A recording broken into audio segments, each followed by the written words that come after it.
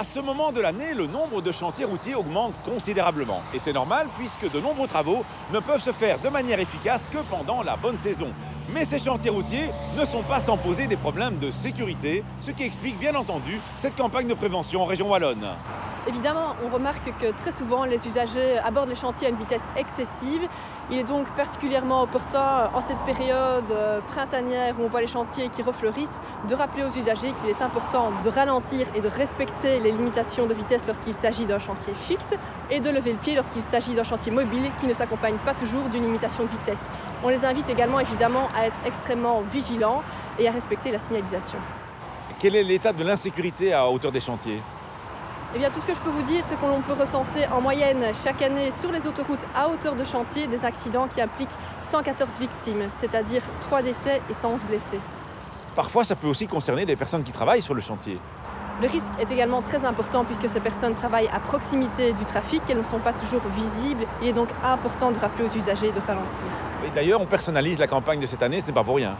Effectivement, donc nous avons demandé à un véritable agent du SPW qui travaille au quotidien sur les autoroutes de Wallonie de venir prêter son visage à cette affiche, ce qui, nous l'espérons, donnera évidemment plus d'impact à la campagne et permettra également de mettre à l'honneur tous ces hommes qui travaillent au quotidien pour une meilleure sécurité et une meilleure mobilité. Monsieur Tenissen, sur les chantiers, vous avez parfois peur comme sur l'affiche ? Tout à fait, tout à fait. Ça nous arrive très souvent d'avoir des frayeurs sur les chantiers, oui. La vitesse, principalement la vitesse. Les inattentifs, les GSM au volant. Les GSM au volant, c'est impressionnant. On le voit tout de suite quand ils sont au GSM. Ils se rapprochent de la bande d'arrêt d'urgence, ils viennent dans nos cônes, ils viennent dans les balises. Tout à fait. Dans votre carrière, vous avez déjà eu de grosses frayeurs, je suppose, et même des accidents ? Tout à fait, tout à fait. J'ai eu une fois un accident grave, poids lourd, qui n'a pas respecté la signalisation, qui a percuté l'atténuateur de choc à pleine vitesse et qui m'a fait faire un bond de plus de 40 mètres avec mon camion. Il a complètement, évidemment, écrasé l'atténuateur de choc derrière, mais heureusement, je n'ai pas été blessé gravement. Tous vos collègues n'ont pas eu cette chance, malheureusement. Malheureusement, non. On a des collègues qui ont perdu la vie. Si vous aviez un conseil à donner aux usagers, c'est quoi ? Sur les chantiers, ralentir et être attentif aux panneaux qu'on met et qui expliquent ce qu'on va faire devant eux. Pour les chantiers mobiles, il n'y a pas de limitation de vitesse, là c'est purement l'attention alors. Purement l'attention, oui. L'attention. Mais si, il faut respecter les 120 km/h déjà. Pour garantir la sécurité des personnes qui travaillent sur les chantiers, mais aussi la vôtre, il n'y a pas 36 recettes.